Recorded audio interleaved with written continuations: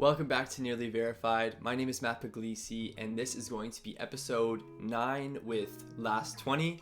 Last20 is founded by Lucas and Lauren Barnes. They are both Laurier students, so got to represent. So a little bit about the company. It was founded in 2018 by Lucas and Lauren. They began as a sustainable clothing brand called Last20 Apparel. Their products were sourced from plastic bottles that would have otherwise ended up in landfills and oceans, and there are 6 bottles recycled in every shirt. So in 2019, they reviewed their operations and brainstormed industries that could benefit from upcycling plastic waste. They knew that there was much more impact to be generated, and this was a pivotal moment for their organization where they changed their focus to sustainable pavement. So Last20 actually started in this large organization called Enactus. So every campus, or many campuses across the world, take on this Enactus initiative. It's a organization that is fueled by students and social enterprises. So Enactus fosters the development of social enterprises, businesses that don't only focus on profits, but on giving back to the surrounding community. Successful social enterprises are those that are self-sustaining and don't have to rely on grants and external funding to continue operations. All profits are reinvested back into the enterprises to help maximize social impact. So they're really geared towards making a difference in the community, making a difference on a global scale. So it's really cool to hear their perspective going from, making sustainable clothing to now trying to make sustainable roads and pavement. So it was really cool to see that transition, and I learned a ton just from hearing about their process. But Enactus on a grand scale, it's something different for everyone. Globally, Enactus chapters include 72,000 students on 1,730 campuses, and they impact over 1.3 million people. This past weekend, there was actually the Enactus World Cup. They do like this nationals championship. So Laurier was representing Canada on the national, or I guess international stage, which was unreal to see. And Last20 was actually one of the social enterprises that was a part of the Canadian competition or Canadian presentation, and they ended up getting second place amongst a few other countries like Brazil, Egypt. I can't remember the other ones, but it was an awesome presentation. Canada really showed up and showed that we are doing really cool things. Last20 was a huge part of that. So Lucas and Lauren, thank you so much for coming on the podcast to chat. And yeah, I hope you guys enjoy. Hello, ladies and gentlemen. Welcome to another episode of Nearly Verified. My name is Matt Puglisi, and today I have the pleasure of speaking with Lucas and Lauren Barnes. They are the founders of Last20, a sustainable clothing brand. They came from Laurier University, and I'm excited to have them here. So thank you guys for being here today. No problem. Thank you for having us. Yeah, thanks for having us. Really excited. Yeah, of course. Should we give a little pitch about our business too? Yeah, I was just going to ask if you could give like a rundown of what Last20 is and like how you guys got started. For sure. So actually there has been kind of a pivot in terms of like what we're doing now, but originally Last20, we used to sell shirts, and then we would collect and properly recycle 20 plastic water bottles for every item that we sold. But then we kind of realized that was probably earlier in our business, that we weren't making that great of an impact. So then we kind of shifted, and now we're actually upcycling plastic waste into pavement. So our little kind of value proposition is Last20 is a social enterprise that upcycles plastic waste. Yeah. So like she's actually wearing like literally, so this is, we still do sell these shirts, but now it's more of like promotional material. Like we were in a couple of retail stores, and we still have it like available online on our website. So all of these shirts are actually made of recycled plastic bottles.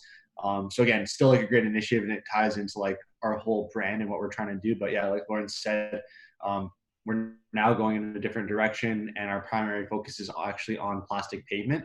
So it's not actually plastic pavement in the sense that like there's no asphalt and aggregate and rocks and stuff like that, but it incorporates recycled plastic material in the road. So I don't want to go like super technical here, but like in the road work, there's 3 main ingredients. So there's bitumen, which is like the sticky, viscous, oil-based binding agent that holds it all together. There's aggregate, which is like 95% of it, which is just like the rocks and minerals and sand and stuff like that. And so what we found was, or at least what our solution is a proprietary solution of taking recycled film plastic and supplementing a portion of the bitumen. And so early tests have shown that it's actually a stronger quality road. So like the plastic material acts as like a coating agent for the rocks. And because it's petroleum based, it binds better with the bitumen. You'll use less bitumen, which is like the most expensive ingredient and like most I guess environmentally like toxic because there's so much like natural resources into extracting that oil. So there's definitely and then from a cost perspective, it should be cheaper just because it is the more expensive material as well. And then from an environmental sense, like so just smaller carbon footprint. And we're also like upcycling, potentially thousands of tons of plastic like in the process of making these roads. So that's kind of like the elevator pitch on that.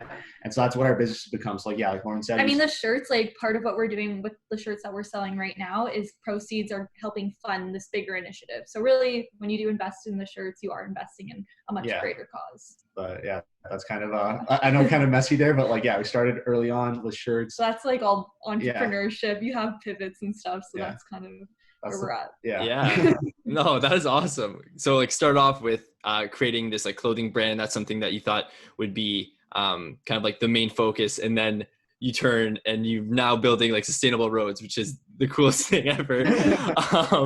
So okay, very basic sustainable question. What's the difference between recycling and upcycling? Okay, so for recycling, that's mainly you're going to be reusing that same type of plastic or material over and over again, versus upcycling is you're transforming it into a new product. So with us, we're actually integrating it into the infrastructure. So it'll be part of our roads. It can be used for like buildings and other kind of products like that too. Yeah, like just to build on that, exactly the way she described it. So like if you think about a glass is probably the best example. It can be reused endless times. Like stuff you bring back to the LCBO, like that's a totally perfect example of recycling. Whereas upcycling like is an example of what we're doing, where we're taking some material and we're putting into a brand new type of product, finding a home for it. That might be like film film plastic is kind of like a type of material that really doesn't have a home. Like she said, like there's not a lot of end uses for it. If you try to recreate it and make recycled plastic bags, you're investing a lot of resources to do that, and oftentimes the quality isn't as good. So we're trying to take it and really create a high quality new alternative with it, and that's probably the best term for upcycling. Awesome. So what made you guys land on like this road initiative? Like what kind of led you guys to that path? I guess I can kind of like go back to even how we started the apparel side, and then Lucas can get into more of that. So basically in my first year of university at Wilfrid Laurier in Waterloo, we have this one business course, and we have to do this group project where you create a business called New Venture. And so when I was originally coming up with the idea with my group, I was like, well, we should focus on like an environmental or social problem, because these are problems that need to be solved. And then as I was doing my research, I found, oh my gosh, this is like a pretty big problem, but there wasn't a lot of statistics back in like 2017, 2018 about a lot of the stuff. So I was like, I know there's kind of like a problem here that needs a solution. And then as we started kind of doing the competitions and growing, there was like a lot of viability, because everyone was like, yeah, like that's a great idea. We were like doing really well at, I think I came to semifinals for the pitch competition, and then our group advanced to semifinals for New Ventures. So I'm like, there's a lot of like viability here, but I had never thought to like make it a business. And then that summer of my first year going into second year, I decided to start it pretty much. And then as I was learning more about the problem, I was just seeing it more firsthand. So when I was like driving on the streets, I could see plastic bottles, and this was just like in our area in Vaughan, like all over the streets, all over the roads. And then that same summer, like Lucas and I would go on walks with our dog and like just go pick up plastic water bottles, because that's our original 20 plastic bottles, and recycle them properly, like make sure they were washed, clean, bottle caps on, so that it would properly get recycled. And then we noticed how big of a problem it was, but we knew we could have a bigger impact. So then we started doing more research, and then we joined Enactus at Laurier. We can get into that a little bit later, but Lucas can touch on the pavement side. Yeah, exactly what Lauren said. So it was like kind of New Ventures. So like just to give you a reference for like age, so she's in her third year at business. I have graduated 2 years now. So when she was in first year, I was actually in fourth year. And at the time I was actually working on like a whole other startup with like another group of guys. So like I have always been very entrepreneurial. And then when I was hearing this idea, I was like, wow, like that's so cool. I was taking a bunch of entrepreneurship courses, and I was like, while like she was doing that, I was like, oh, like, can I start integrating these in these courses and like start doing like market testing, like speaking to people on this topic. And like everyone I spoke to, like she said, was like super interested in it. They thought it was a great initiative. And so it kind of really pushed us. And then like she said, when that summer came around, we applied for an initial grant with the city of Vaughan to like really kickstart things. They gave us some funding to like make our first purchase of inventory. And since then, like we really just fell in love with it and really wanted to make a larger impact. And then, yeah, I think it would have been last summer. Yeah, we were having like just brainstorming sessions. Like honestly, we talk to people all the time. Sometimes I don't even know exactly where like the initial idea kind of came from, but we wanted to make a larger impact. So like we were happy with what the shirts were doing, but we're like, maybe there's more that can be done here. There's so much plastic waste out there. Can we, find another industry where we could upcycle this even further? And so that's when we were like looking around. There's a couple of companies that make like plastic lumber and like plastic building materials, and we're like, oh, like that's so cool. Maybe we should go in that direction. And like the more we just kind of like, there's like that moment where like, oh, this is it. Like we just found plastic pavement, and it's not like a brand new technology. It's actually been done in India for like over 10 years. It's like a very well known thing in a lot of developing nations because their plastic problem is like way worse than ours. And so we're like, why aren't developed countries doing this as well? Like this seems like a no-brainer. Like in India, for example, they made it mandatory that like in various municipalities, they have to use plastic in their roads. And it just seemed to make too much sense. And, we just did more due diligence on it. And we're like, this really seems like a great idea. And that's how we kind of jumped into that. So then the challenge was kind of juggling between the apparel and the upcycling. So we wanted to kind of connect them together. So that's when we started changing our offering. Like we kind of wanted to encompass both brands, where Last20 Apparel was more consumer focused. Like we developed like our brands around that. And then the B2B stuff was now this new upcycling thing. We wanted to connect them to be like, okay, if you buy our shirt, you're supporting this new initiative that we're trying to get into. So it really tied everything together. And then, now we're starting to really make the total shift over into more the pavement side. And we still have their shirts and apparel. You can buy them online, but it's just kind of that we're going to have more for promotional marketing material. And it just, hope that answered that. No, that was awesome. That was awesome. So it just seems really cool that you guys both have this like very entrepreneurial spirit. Like you're very excited about even like starting with the shirts and then making movements towards a larger sustainable impact. And something that I've noticed from like Laurier specifically is it kind of like fosters that entrepreneurial like drive, I guess. And like they create, or I guess like there's clubs that create that kind of communities that you can get access to resources and access to the right people, and find groups of people that like help you move forward with that, which was one of the initiatives that you guys were a part of, which was Enactus. So I don't personally know too much about Enactus other than like they have, the sustainable initiatives run by students. And yeah, I just wanted to kind of get into what that meant for you guys and what that meant for Last20.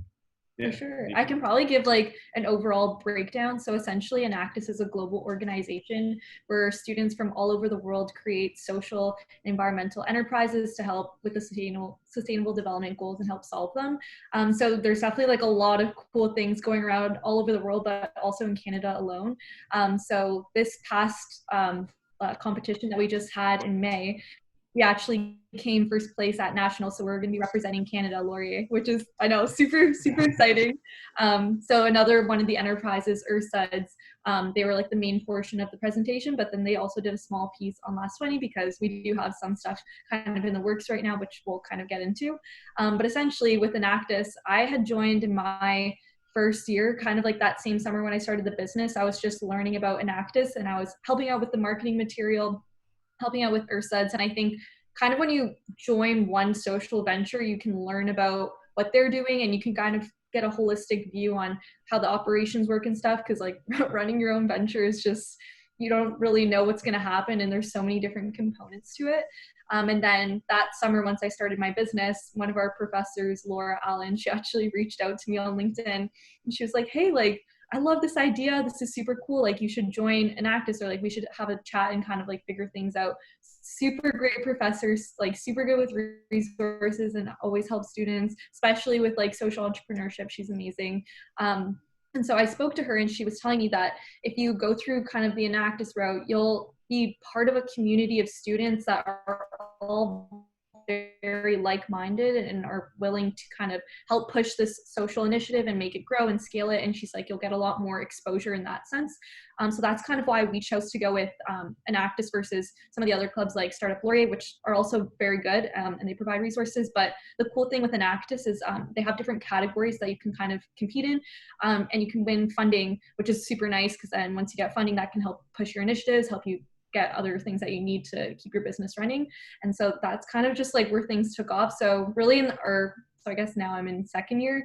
That year we didn't actually apply for any funding. We were still working on a lot of kind of the business model and hashing out all those details. But then this past year we applied for funding. We won the competition, so we got funding from that, and it was a super awesome learning experience, as well as meeting other students that are super amazing to help out. Yeah.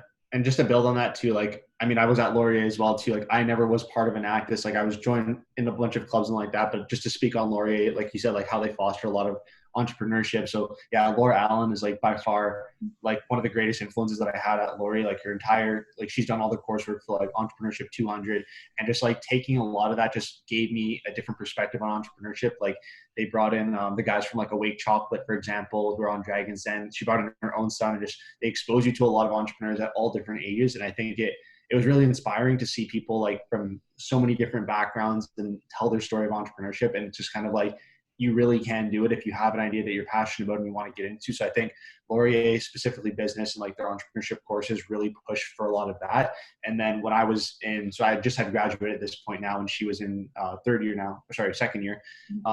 And she was telling me about Enactus. So I'm like, oh, this is so amazing. And like, when I got to like come and meet some of the students that were there, I was like, wow, like, this is so incredible. Like, whether they're first, second, or third, or fourth year, like, they're all really interested in making social impact. And so the ability to just kind of leverage that support from them, whether it be like just talking to other, how do we set up a website? Who do we talk to like get some boothing, or like, do we need help on marketing, anything like that? Like, they're all so willing to help and be supportive, and everyone wants to succeed.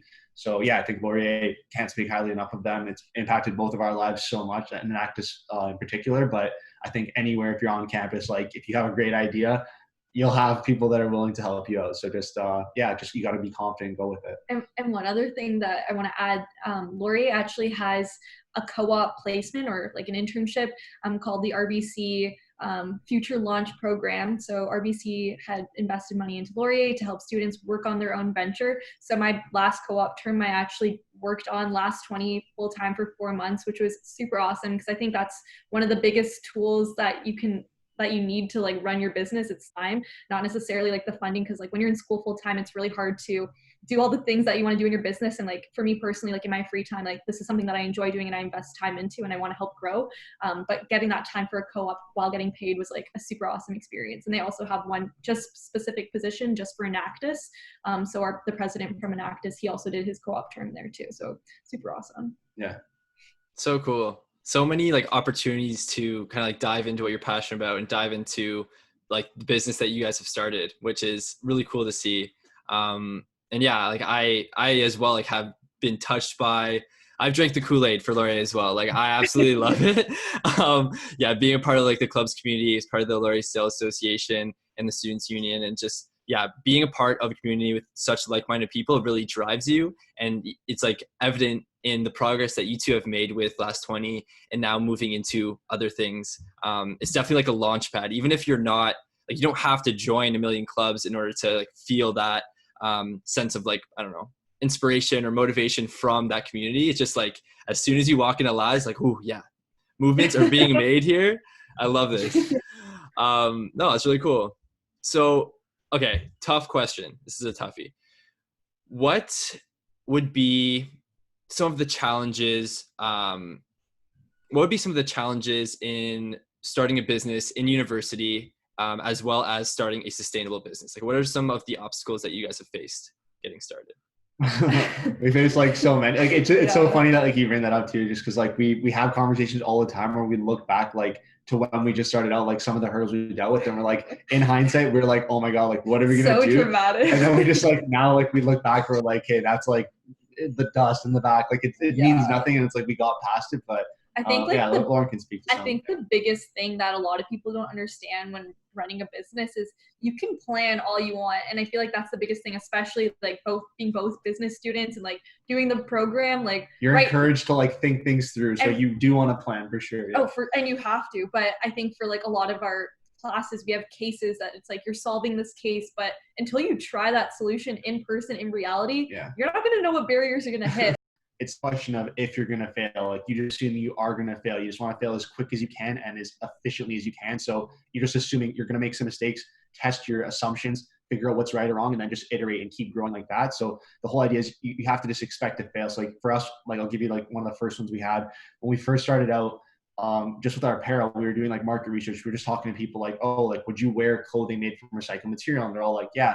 So we're like, okay, well, what about if it was made from like plastic bottles? And I think like a lot of people thought like it would literally feel like a plastic bottle. Like they didn't understand like what the shirt was. And so like that was something we realized like, okay, how we communicate this when we're giving our elevator pitch, like you almost have to, it's as soft as polyester. Like polyester is plastic. So like people don't understand like it's recycled polyester. So we're trying to explain. So like that was something right off the gate where we're like, oh, it's made from recycled bottles. Maybe we should change the wording of that and how we pitch it and explain it to people so they aren't put off by the idea like, oh, it's going to be plastic bottles. So that's just an example of like a quick little thing that we kind of messed up on. Well, another thing too with the shirts, like how we were properly recycling and collecting the 20 bottles, it was really hard to show that to people because they were like, well, where are you getting these bottles from? And initially we were like working with gyms, like places where we knew there would be a lot of bottles, but it's really hard to communicate and show like all those initiatives that you're doing. Even though we did recycle like I think close to like 6,000 bottles, like we were still doing all this work, but it wasn't being shown effectively. And really when we actually came up with the idea for that, we were kind of looking at 10 Tree, which is they plant 10 trees for every shirt that they sell. We were like, that was such a successful business model, how can we replicate this? And so that's kind of how we came up with that idea with collecting the bottles. But I don't think that resonated with people, like planting a tree versus collecting bottles. I don't think people get that yet, and that is a problem with like I don't know, even just like the education component too. So just like, you're going to run, not even, it's not like, I think you shouldn't just be demoralized by it. Like you should just assume like, okay, this is just a test. Like we're just trying something out here. Like this is all the assumptions we made. We planned, now we're ready to start implementing. But like, you just have to be very honest and critical and say, okay, like this isn't working. Like, why isn't it working? Like understand the difference and like, then make that change and become more successful. So like, one of the other goals we set out was like, so right off the bat, we didn't have a lot of funding. We knew it'd be more expensive to get shirts made from the recycled plastic material. So we're like, okay, so what do we want to do at the start? We want to find like I guess a more socially sourced version of cotton that we can use for our materials. So like this is actually like our very first like original type of shirt that we put out. Plastic, this one. And so we like let's use this as kind of like a springboard so we can generate some extra funds, and then with all of that now we can make a larger purchase for like our true what our goal was for 2021 and so for 2020. So for us we were kind of like, we recognized that there was a hurdle that we couldn't afford the shirts right off the bat. So we're like, okay, how are we going to get there? So then you have to just recreate a new plan to get there. And so we started with like these shirts and then we moved to these ones. So just kind of like it's fun in a sense. Like I think like you have to be passionate because like there's going to be a lot of times where you feel like you're spinning your tires and you're not making as much progress. But then like when you have those moments of like those wins, the success, like it feels so good because like you never know when they're going to come. Or like how it started, like you get money from, like it's so confusing. But that was like us. We were researching like where can we get like government grants. There are so many grants out there and available that it's honestly not that hard to get money. And especially if you're working on a social or environmental cause, like you're even more likely to get funding to really help push your initiative. So, and if you're a student too, which is like you know, you're talking about like so it's like there's a lot of these things that there's programs specifically designed for these people. Like they're eager to give money. They've set aside this money for a pool of fund just to provide to these entrepreneurs. So like if you're passionate about your idea, you've done some due diligence, like most of them will ask for like plans or a description of what you're getting into. I would just say like it doesn't hurt to apply, and like if you can get some money to kickstart it, you're not having to, you know, go into debt. Nothing to lose. Like, literally nothing to lose. Lauren and I have honestly we've invested money in the business, and like not to say that you shouldn't invest in yourself, but you don't need to do that to start things off. And like I think that's one of the big misconceptions. Like people think I need capital to get going. Like you can get going. Like talk to people. If you have an idea, just literally talk to anyone on it and just like test your theories. If they all make sense, then it's like, okay, now it's the next step and keep going. Especially experts. Like I said, we have Laura Allen. She's super good with social entrepreneurship, and she also is the organizer for our faculty advisor for Enactus Laurier. But you can go on LinkedIn and join different groups and honestly just message people, like connect with them. Like you have no idea who you're going to meet. And especially from doing some of our pitch competitions, we've met other entrepreneurs and have learned about their stories and kind of all the resources and where they get them from. So that's also helped guide us down the right path. Okay. So just to like follow up on that answer. So essentially something that I kind of want to touch on, and something that's kind of been a constant in the podcast episodes that I've been putting out, because I've talked to a lot of entrepreneurs, or mainly entrepreneurs actually. And it's that entrepreneurship kind of has this, I guess, this stigma, and it's that entrepreneurship is a very cool word. It's a trendy thing. Everybody wants to be an entrepreneur. You're selling shampoo, you're an entrepreneur, like on Instagram, and we know these people, not to like throw shade or anything. But influencer. yeah, like everybody's an influencer, and like to each their own, everybody's doing their thing. But entrepreneurship seems to be, or like entrepreneurs seem to be like a dime a dozen. Like there's so many people that claim to be entrepreneurs, where it's a space that's very, very difficult, and there's like a lot of losses and there's a lot of obstacles. And you guys worded it so well. Like you don't think of them as these like hurdles that are impossible to get over. You think of them as like these learning opportunities, and you kind of learn as you go, and it's fun. Like when you get knocked down, but you get up and then you find those little victories, like that makes it all worth it, because it's something you guys are passionate about, as well as like you're making a difference at the end of the day, which I think is really cool. But yeah, so just to like make it very clear, entrepreneurship from your perspective and just in general, not an easy thing. Like there is a lot of tough days, or there are a lot of tough days, a lot of tough like situations that you're put in, but at the end of the day, it's something that's very rewarding. I think for us to like, this isn't for everyone. I think I should be clear with that.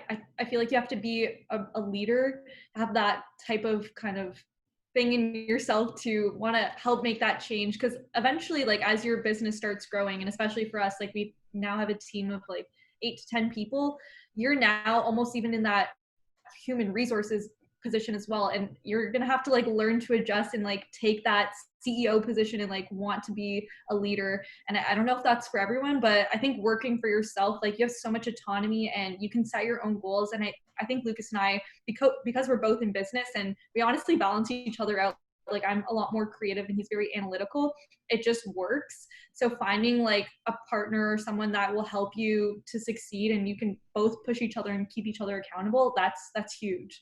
Yeah, I think like entrepreneurship, like you said, like it has definitely become like this umbrella term that encapsulates so much stuff. So like, I don't know exactly what you're alluding to, but I know like the multi-level marketing type stuff and people are like trying to push those dreams and stuff. So like, I think a lot can get lost in the mix when you're trying to figure out like, what is an entrepreneur and what is entrepreneurship? Like if you look at the actual definition of the word, it means to undertake. So it's like looking for opportunities and just to take advantage of them. Like one of the things I remember, like it just resonates so well in my mind in Entrepreneurship 200 is like 99% of businesses fail. And like, that's just a stat. So like, how can you like you have to be like nuts to think like, oh, I'm going to do this and be successful. Like, which is like, then you see all these successful entrepreneurs and you ask them like, how did you know those things going into it? Like still persevere through it despite what's going on. And like, I think having like the right motives and understanding why you're getting into this is a big factor. So like Lauren said, like we personally love autonomy. We love the control over what we're doing and the direction that we want to take, but it isn't for everyone. Some people need a lot more direction and they need people to kind of guide them and tell them what they should do and where to focus next. Like we're literally all over the place. Like sometimes we're having discussions on like, okay, what do we need to do for financing for this? Some days it's marketing, some days it's HR, and like it's constantly growing and evolving. So like you're living in an environment of constant uncertainty, and like that's really uncomfortable for a lot of people. Like a lot of people love routine and order and like knowing what's going to come next. So like again, so I don't know if it's a personality or just as you kind of get into it, you learn to understand it a lot more, but you need to be comfortable with uncomfortability. And like the more you can kind of like I know it's kind of a paradox, but like that's really the gist of it is like, I think you never see failure. You're always like going to be dealing with new things all the time. It's never going to go to plan. And like, that's the irony of having a plan is like, this doesn't mean anything. We're just kind of saying, okay, this is what we're doing. And then it's never going to go as planned. So then you just are constantly readjusting, and it's like, it's hard. Yeah, it's definitely hard. There's some nights where like you don't feel like you want to like give up entirely, but it's like, what are we getting at here? Like you might feel like you put in so many hours and it didn't result in what you hoped. And it's kind of like, that's why we think like fail early, fail often. So that way you're not wasting time on stuff like that. You might have invested all this time and hours in something and then it didn't turn out the way you wanted. If you can, like an MVP is a great concept where it's like a minimum viable product, like put together something that took you the least amount of time, but conveys your idea, test it. If it's right, then go all at it. But if it didn't go right, then you didn't waste all that time making something that people didn't genuinely want. So like, I think if people want to become entrepreneurs, there's so much literature you can read on like topics on how to like think more creatively and think more lean. You could read biographies on successful people and how they got into those domains and niches. Like it just, there's so much to learn. So even if you're not ready to, to take that leap and you're still in that ideation stage, like there's so much you can learn and develop. And like, I mean, being at Laurier or any business school, like even kids who weren't in business, there was kids in entrepreneurship class that were like in science programs and like they just had a cool idea and they wanted to test it. Like they love entrepreneurship and ended up minoring in it. So it's like, yeah, I know I kind of went on a tangent. No, there, but yeah. I think one of the biggest things too is you can go like work for a company, but you will never learn the things that you learn by running your own business, because you just have to hit every single division and department. And I think that's one of the biggest learning things. And for myself personally, like I'm still in school right now, and I even find like as I'm working through different problems for some of my courses, I literally think I'm like, this wouldn't have worked for my business. So I already know that like the solution that I'm going to give is like a good one, because Yeah. I've already thought these things through. So you just like learn to think differently. So even if you do fail, like at least if you've created something from nothing, that's like the most rewarding feeling Yeah, ever. like it's not, yeah, like the idea, like failure is such a weird like term, because like it's not even anything. Like it just, like even if we ran this business, it didn't succeed the way we wanted to, and we decided to hang it up and just like focus on our careers, like we still have this immense like track record that we can have on our resumes for when we apply to new jobs. Like it's amazing to just have the experience. So like we never see it as like a failure or anything. Like the fact that we've gotten to where we are in like the short amount of time, like we talk about it all the time. Like it's like mind boggling to think. Yeah, back, we had like $0 and like we've raised over $20,000 in funding. Like how's that? Like how? Just, yeah, like like, what? Yeah, so I just think crazy. like, yeah, I encourage everyone to like if you're interested in entrepreneurship, even the slightest, like, even if it's something more like drop shipping or like you're less hands-on, it's more of like a passive type of way to make money. I think even investing in real estate and stuff like that, that is a form of entrepreneurship, because you're looking for opportunities and taking advantage. Like it could be that, or it can be more hands-on, like you get into the mess of it and you start a business. Like there's so many, like it's such a weird term, but yeah, I know what you mean. It just kind of, it is a catch-all term. So I think yeah, just learn about it. Like there's like, that's free. You can spend all your time, instead of watching Netflix, like read some books on entrepreneurship, like or watch some documentaries about entrepreneurship. But like that's something you have within your control right now. It's totally free, and then from there you could start and map out your journey that you want to take. Yeah, absolutely. And I think it's really interesting to see like young entrepreneurs and young people starting businesses. And I think that's so, I don't know, I find it really fascinating, because I think it's the best time to take those risks and to try something new, because like you don't have all these things tying you down. Like you don't have a mortgage, you don't have children. Yeah, like that sort of thing. That's kind of like your decisions are bound to those things, right? And this is not that you guys like have put like a ton of money into it. At least that's what it sounds like. Like you're not like going all in, but you're still learning so much and still like getting access to all of these resources because you have them available to you, which I think is really, really cool. But yeah, no, I completely understand what you're saying. Like entrepreneurship is something that it's very dynamic and very complex, and there's a lot of layers to it. And the fact that we have the ability to learn about it for free is really exciting. And I think that's something that really drives me. Like I'm very interested in being an entrepreneur one day. In what sense, I have no idea. Trying to figure that out actually with this podcast. I'm trying to learn from everybody that I talk to. And you guys are the closest experience to me, like being from Laurier and seeing, these businesses come up from Laurier, and it's very inspiring. So kudos to you for making it happen. It's very cool to see. Thanks, Matt. Awesome. Yeah. Like one thing too, like just to build on that topic of entrepreneurship, like I actually currently work a full-time job right now. So like which is kind of like how like do you manage and like deal with a lot of this stuff? Like I talk to my sister all the time, like your career and what you have going in life, like you brought up, like being young, you have so much opportunity to really go in any avenue you want. Like she's still in school and she's still working on this business.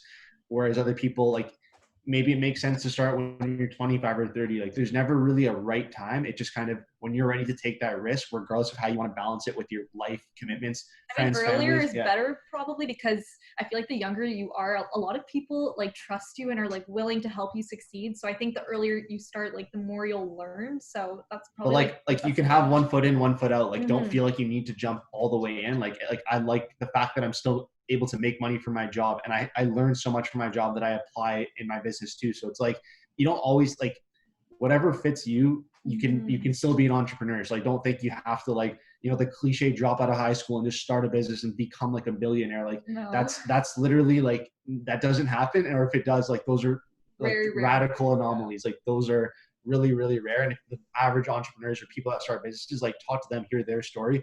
Most of them started in industry and then ended up creating something because of their experience in that industry. So it's like, there's no right formula for an entrepreneur, and just be open to like, whenever you're ready and you think the timing's right and how you want to do it. Like if you can rationalize it and it makes sense, like go for it. Even we actually did a tour today at a recycling plant, and we were talking to the girl who gave us the tour. And even for me personally, I'm going to be graduating next summer. I think that I personally want to work in an industry, in the recycling industry, or learn more about the plastic, learn about the problem more, and then also apply that to my business. But there's no harm in having like a career and having that stable sort of income. You shouldn't feel forced to like have one or the other, like Lucas was saying. Yeah, absolutely. I think it's really interesting to kind of think that, people do think that they have to quit their job, or they have to drop out of their other commitments in order to like take the step into entrepreneurship. And that's something I've been reading a lot about on LinkedIn actually. And it's people that are talking about, starting their side hustle after they get home from work. And it's like, okay, people, people do it and are successful in that. And it's just kind of, I don't know, it kind of puts it into perspective, because a lot of people just don't want to either A, take that step, or B, like have the drive to do that, because no doubt you'll have to make sacrifices in order to, make that happen and make that a reality. But the people that do that see the results at the end of the day, and see, just see like their vision kind of come to life. Because if you can, not watch Netflix, for an example, for like 2 hours after work, and spend that time like devoted to like ideation, or devoted to like your HR stuff, or marketing, whatever it is, like you're chipping away at it. And that's something that I don't know, it's been inspiring me, because even just like trying to do this podcast and like reaching out to people and trying to like promote it, I'm doing it like all after work. So I'm like, okay, now I'm not going to be able to do like A, B, and C, because I want to do this, and kind of like see that come into fruition, I guess. But it's really cool to see that it's realistic. You can make those sacrifices and then make it happen. Yeah, 100%. Like you are an entrepreneur. Like even if you don't think you are, like the fact that you're taking these steps, like that's exactly it. It's like the biggest constraint we have in our lives is time. And so what you choose to spend with that time is totally up to you. And like, I mean, I watch Netflix, like, don't get me wrong. I watch Netflix. I like hang out with my friends. I do stuff that is like completely out of the scope of like my career, let's say, but it just over time, like your values will really start to click with you, and you're going to realize what you want to spend more of your time on. And I think the biggest thing is if you're passionate about something, so like you are passionate about entrepreneurship. I'm sure you've enjoyed the time that you spend talking to people, doing this podcast. So like, let that drive you and keep this going. So when you're thinking, okay, like, do I want to do this? Do I want to do that? Like, you just remember all like the dopamine, the good things that you're getting from this experience, and it pushes you to keep going. And it's like, if you look at most entrepreneurs too, like I know money is obviously what allows you to continue going, but they rarely care about money. It kind of comes as like a byproduct of them being so passionate on so many like different topics or whatever they're focusing on. So yeah, no, I think continue with what you're doing. And like, I have no doubt in my mind, like the fact that you're thinking this way is already like the step in the right direction. And yeah, I think most, like if Lauren and I can kind of leave it off with any kid, like if you're thinking about doing something, or like you're kind of on the fence with it, like you have free time, spend it learning about those topics, like really justify what you're doing. Don't just kind of be like a lazy entrepreneur, like for lack of a better term, like just like if you really want to do it, like there's nothing holding you back. Use your time effectively. Yeah, for sure. No, and that's where it gets tricky for people. And like I found myself kind of getting in ruts too. I'm like, oh, should be doing some research, but here I am like doing whatever else. It just kind of comes back to like, what do you really want, and like where do you want to see yourself?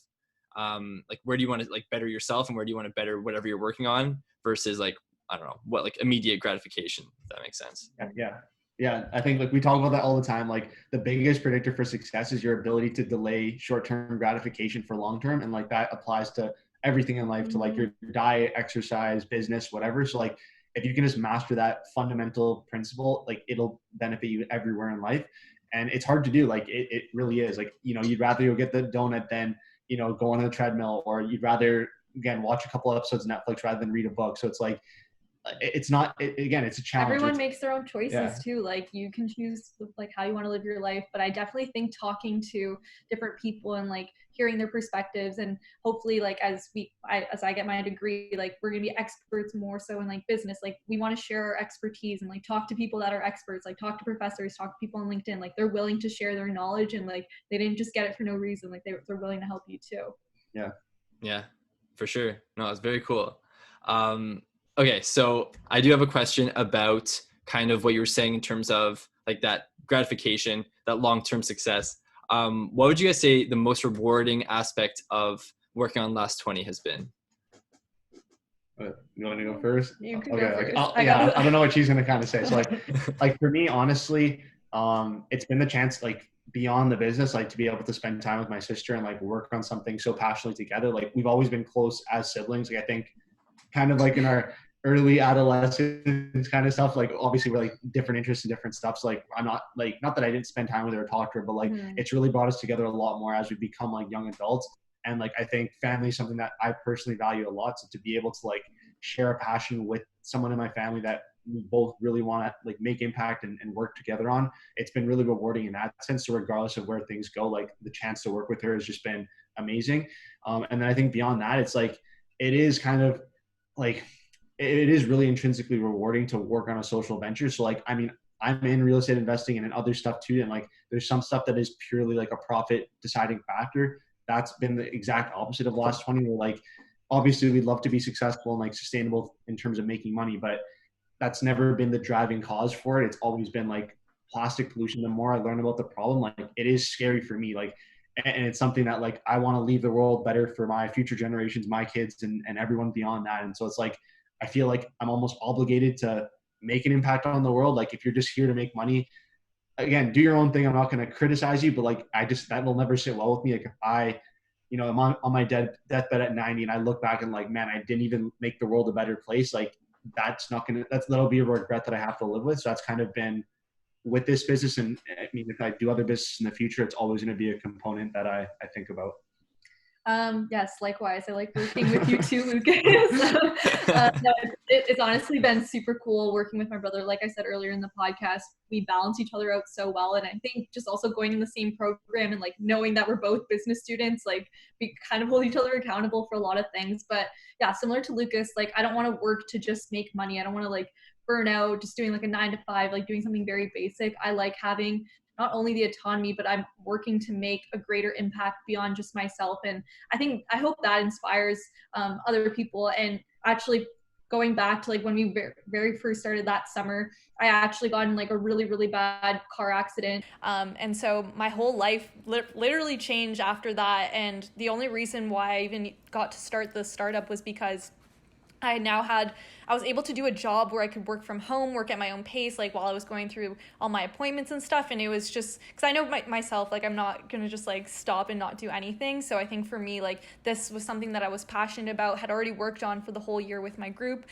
So it really just kind of transformed into all aspects of my life. And then as I learned more about the problem, I'm like, how can I become a better person, like individually? So even from like starting the business, I'm now like fully vegetarian, like I don't eat any meat or fish. Like how can I be more sustainable? And like it's just grown so much. Even like thrift shopping, reducing like plastic water bottles, like we only have reusable water bottles now, got a soda stream. Like we were able to inspire not only just each other, but like even our parents. We really hold people accountable for like the actions that they take, and like here's how you can make a switch, or here's how you can be better.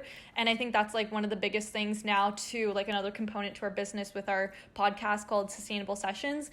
We actually want to like be advocates for the environment and talk to experts, talk to social businesses, or and promote their story and like give them a platform, because there really isn't anything out there right now. And Lucas and I always talk about like the random goals that we have, but we're like, it would be super cool if we had like a TED talk on this, or like a full sustainability event where we just host like all these cool people and like show all the cool initiatives that they're doing. So I think now we're like in a really good and clear direction with what makes us happy, and I think like other people are coming on board, so it's super cool.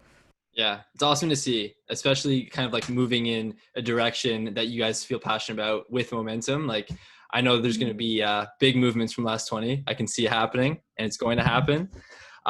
So something I've been trying to do on this podcast is finish things off with a lightning round of questions. So I don't know how it's gonna work with two people. So maybe like one at a time, or I'll go first. I'll go first, and we'll just like do it like that. We'll Yeah. try. okay. All right, cool. But yeah, first thing that comes to your mind, just share that. So and actually the first question works really well with what you guys were just talking about. Best and worst part of working with your sibling. We're compatible. I don't know. Best for like from a location sense, we're so close by. So like I always, if I need to hold her accountable, and likewise with us, like we're right on each other's backs. Like if we need to. Super easy for meetings. And I think that's honestly like the negative too, is that like you don't have distance from the other person. So like if we need, like if I whatever, like she can be right on me if I need to. But like I'm like go post something on TikTok or Instagram. I'm like go post right now. Like we'll do that. Yeah, I think that's like proximity is probably the answer for both those. Yeah, the pro and the con. I love that. Cool. Favorite sustainable product that's not your own? I'm gonna go with Earthsuds. I gotta support them. They're the solid form of shampoo, conditioner, and body wash tablets. I'm trying to think here.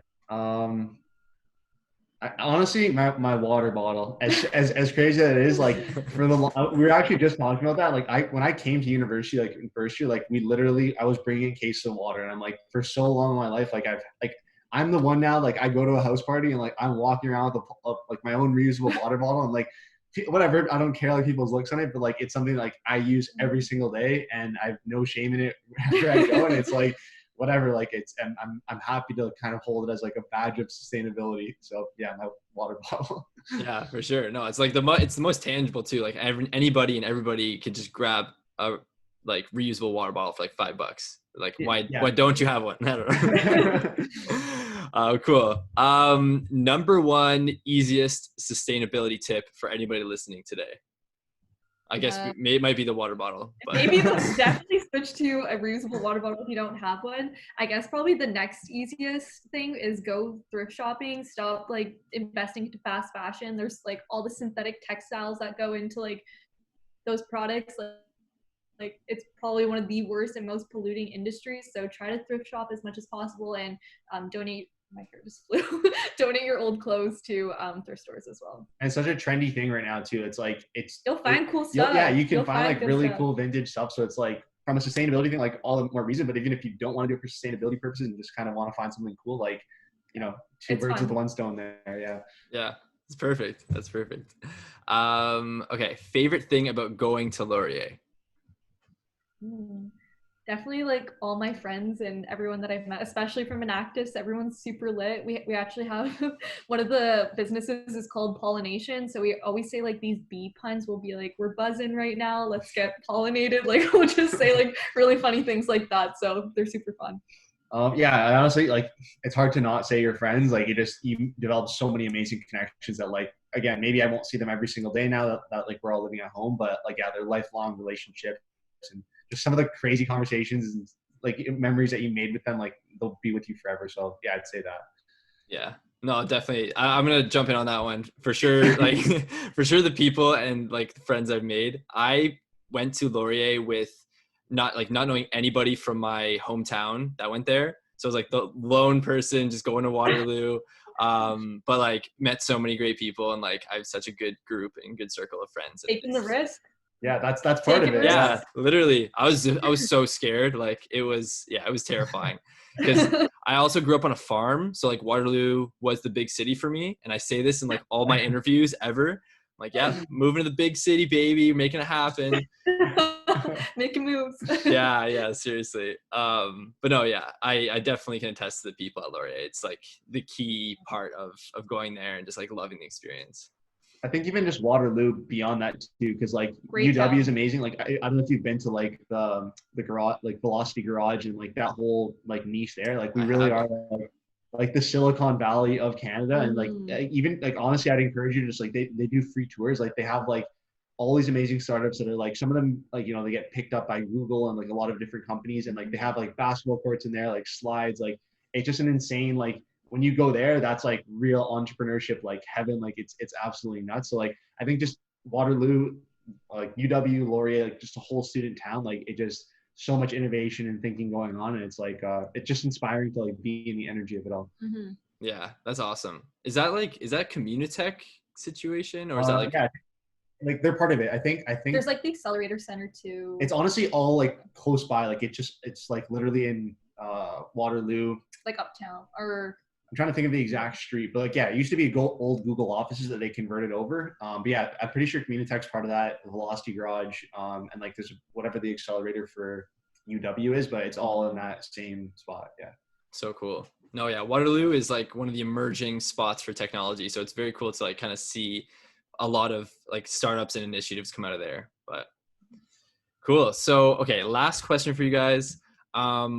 When can we see some Last 20 roads being paved, or have they already been paved? What's the forecast for that? you want to go? Yeah. Okay. If things all go as planned, we're hoping to have 2 pilot projects done before 2021. So like the paving season, I mean, depending on like when snow kind of falls, like we'll be around fall. So like October going into like November is like kind of when like paving is like tapering off there. So that's kind of the goal is like that's our first step. I mean, we're like in the middle of like working on something right now, but the first step is basically doing testing with the plastic and the pavement. So hopefully we'll start that like within the upcoming weeks and then actually do the pilots. So hopefully you guys see that. And if not, for sure in 2021, like we already have so much interest from like different municipalities. So yeah, we'll keep you in the loop. 2021 though, that's like that's the goal. I mean, hopefully this summer we're gonna we're holding that down. Yeah, exactly. I'm not even thinking about next year yet. Like that'll be way more then. Like we know we're gonna get some done now, and like we're confident. So we'll keep you in the loop. Very cool. That's very cool. I don't know if you can say, but like, do you know where those pilots will be potentially? You can say like, I guess the city. Yeah, we have like one potentially with the city of Waterloo. It's a basketball court in the Northdale park that they're just creating near Hemlock. But like we said, with COVID, a lot of stuff got delayed. So I'm not sure if that will be happening specifically this fall. And then for another one, it's for a private developer. So yeah, they're just like, they have like a bunch of land, like they want to do like some parking lots for like, and test out the material. Yeah. And do it so just private developers. One of them's in Bradford, and the other one's in Thornhill. Yeah. So those are kind of the ones in the works right now. But yeah. That's so exciting. Very cool. Is there anything else that you guys want to leave with the listeners, whether it's about Last 20 or entrepreneurship or anything you've got on your mind? I guess like follow us on all social media. Like honestly, we try to push as much content, like specifically on TikTok, like Last 20 Pavement. Yeah, at Last 20 Pavement, like whatever. And on Instagram. We'll put in the description like the handle for it. But yeah, we try our best to like just share content that's like all over the place on sustainability. So whether it's like talking about new upcoming businesses, we talk about like renewable energy, plastic facts, tips on how to be more sustainable. I think that's the biggest thing. Like we want to educate people, and we do that with our podcast as well, Sustainable Sessions. And yeah, it's less just about like just talking about our company. It's like just talking about the topic of sustainability and our climate change. Crisis. Yeah, for sure. So yeah, I think just follow us. That's probably the best. I guess if you want, also I'll put our website www.last20.ca if you want to learn more, or go to our YouTube. We have all our videos there as well. Awesome. I'll definitely have all of the links to Last 20, all of the social media pages, the website, in the description of this podcast, like when I'm promoting it, so everyone can check them out. But thank you so much for coming on today, guys. I really appreciate you. Really appreciate your time. And this is a really cool convo. Like I feel like I learned a lot. Hopefully we are teaching people about sustainability, how to be more sustainable, and just get a reusable water bottle. I don't know what you're doing. If you're listening, you don't have one. Why you're sleeping on it. All right. Thank you so much, guys.